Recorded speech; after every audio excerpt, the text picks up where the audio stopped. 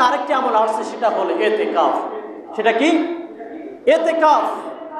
এখন এই ইতিকাফ কখন করতে হবে, কিভাবে করতে হবে, অনেকে আমরা জানি না। আল্লাহ রাসূল বলেন যে রমজানের শেষ দশকে তোমরা ইতিকাফ করো। এই ইতিকাফ করা সুন্নতে মুআক্কাদা। ইতিকাফ করা কি? এই মাহে রমাদানে শেষ দশকে ইতিকাফ করা সুন্নতে মুআক্কাদা। ইতিকাফ শব্দটা হলো আরবি শব্দ, এর অর্থ হলো অবস্থান করা। এর অর্থ কি? অবস্থান করা। এর পারিভাষিক অর্থ হলো যে দুনিয়ার মায়াজাল ত্যাগ করে, দুনিয়ার বিষাক্ত প্রয়োজন ত্যাগ করে একমাত্র আল্লাহর নিকটে কিছুদিনের জন্য অবস্থান করা, আল্লাহর জন্য ওই দিনগুলোকে সফরত করার নাম হলো ইতিকাফ। এটা হলো ইতিকাফের পারিভাষিক অর্থ। অতএব দুনিয়ার কোনো ধান্দা আপনার থাকতে পারবে না। এই 10 দিন একমাত্র আল্লাহর সন্তুষ্টির জন্য কি করতে হবে? ইতিকাফ করতে হবে। এখন ইতিকাফ হলো 3 প্রকার। ইতিকাফ কয় প্রকার? 3 প্রকার। একটা হলো নফল ইতিকাফ, একটা হলো সুন্নতে মুআক্কাদা ইতিকাফ, আর একটা হলো ওয়াজিব ইতিকাফ। এই ওয়াজিব ইতিকাফ হলো যে আপনি মান্যত করলেন যে আমি ইতিকাফে থাকবো 10 দিন, 5 দিন, 3 দিন, তাহলে এটা হলো ওয়াজিব। আপনার অবশ্যই ওয়াজিব ইতিকাফটা আদায় করতে হবে, নাহলে আপনি গুনাহগার হবেন। আরেকটি হলো নফল ইতিকাফ। নফল ইতিকাফ মনে করেন যে আপনি মসজিদে প্রবেশ করলেন, এখন চুপচাপ বসে আছেন, তাসবিহ তাহলিল জিকির করলেন। এই যে কিছু সময় আপনি বসে আছেন ইতিকাফের নিয়তে ঢোকার সময়, এটাকে বলে নফল ইতিকাফ। আরেকটি হলো সুন্নতে মুআক্কাদা ইতিকাফ। সেটা হলো এই রমজানের শেষ দশকে যে 10 দিন আসবে, এই 10 দিন হলো সুন্নতে মুআক্কাদা ইতিকাফ। আল্লাহ রাসূল নিজেও করেছেন, সাহাবা ইকরামও করেছেন।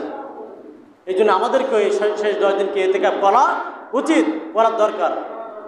তো এই শেষ 10 দিন হলো সুন্নতে মুআক্কাদা ইতিকাফ। এটা আল্লাহ রাসূল করেছেন, সাহাবা ইকরামও করেছেন, আপনাকে আমাকেও করতে হবে। এবং ইতিকাফ করলে কি হবে? ইতিকাফের ফজিলত কি? আল্লাহ রাসূল সাল্লাল্লাহু আলাইহি ওয়াসাল্লাম বলেন যে কোনো ব্যক্তি যদি একদিন ইতিকাফে থাকে, তাহলে কিয়ামতের ময়দান যেদিন কায়েম হয়ে যাবে, ওই দিন যেদিন ছেলে বাবার পরিচয় দেবে না, বাবা ছেলের পরিচয় দেবে না, ওই দিন জাহান্নাম তার থেকে 3 খন্দক দূরে চলে যাবে। সকলেই বলি সুবহানাল্লাহ। এক এক খন্দকের দূরত্ব হলো 500 বছরের রাস্তার সমান। কয় বছর? 500 বছর। এখন একদিন যদি কোনো ব্যক্তি ইতিকাফে থাকে, তাহলে তার থেকে জাহান্নাম 1500 বছরের রাস্তার দূরে চলে যাবে। সকলে বলি সুবহানাল্লাহ। তাহলে জাহান্নাম যদি আপনার আমার থেকে দূরে চলে যায়, জান্নাত যদি আপনার আমার কাছে আসে, তাহলে মুমিনের ওই সেদিন, যেদিন কিয়ামতের ময়দানে আল্লাহর কাঠগড়ায় আপনাকে আমাকে দাঁড়াতে হবে, ওই দিন আল্লাহর দরবারে আর চাওয়া পাওয়ার কি থাকতে পারে? কথা ঠিক কিনা? এই জন্য অবশ্যই আমরা নিয়াত করি। ছোট বাচ্চারা আছেন, যুবক যারা আছেন, হ্যাঁ, আমরা অনেক মুরব্বী আছি, সবাই তো অনেক দিক আমরা নষ্ট করে ফেলেছি জীবনে। হ্যাঁ, এই জন্য কিছু সময় আমরা আল্লাহর জন্য দিই। এই শেষ 10 দিন ইতিকাফ, হ্যাঁ, আমরা আল্লাহর জন্য ইনশাল্লাহ বিলীন করতে চেষ্টা করি। ইনশাল্লাহ কেউ আছে একজন ব্যক্তি দিকে হাত তুলে দেখান দিন যে আমি ইতিকাফে থাকবো। এই মহল্লার ভিতরে যদি একজনও ইতিকাফে না থাকে, এই মহল্লায় যারা আছেন সবাই গুনাহগার হবে। সকলে বলি নাউজুবিল্লাহ। একজনও যদি ইতিকাফে না থাকে এক মহল্লা থেকে, তা হাদিসে আসছে যে মহল্লার সবাই গুনাহগার হবে, সবাই ভাগে হতে হবে। এই জন্য একজন ব্যক্তি হাত তোলেন, কেউ আছে ইতিকাফে থাকার মতো? 10 দিন ছেলেরা যারা আছে, ছোট বাচ্চারা, এরাও নিয়াত করি যে আমরা ইতিকাফে থাকবো। ইতিকাফে থাকতে হবে কবে? আমি সেটা বলে দিচ্ছি।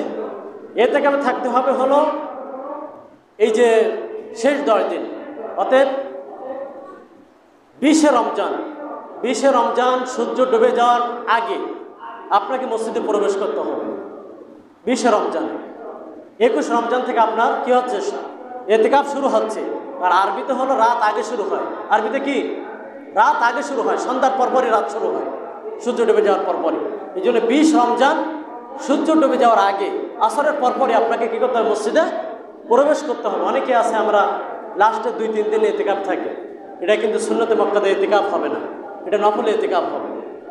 এই জন্য ইনশাআল্লাহ আমরা নিয়াত করি যে রমজানের শেষ 10 দিন যে কোনো একজন মহল্লা থেকে ইনশাআল্লাহ তৈরি হয়ে যায়, আমরা ইতিকাফে থাকার চেষ্টা করবো। এবং ইতিকাফে থাকা অবস্থায় অনেকে আছে বিনিময় সংগ্রহ করে, এই বিনিময় নেওয়াও কিন্তু জায়েজ নেই।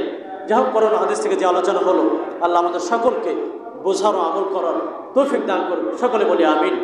আসসালামু আলাইকুম ওয়া রাহমাতুল্লাহি ওয়া বারাকাতুহু।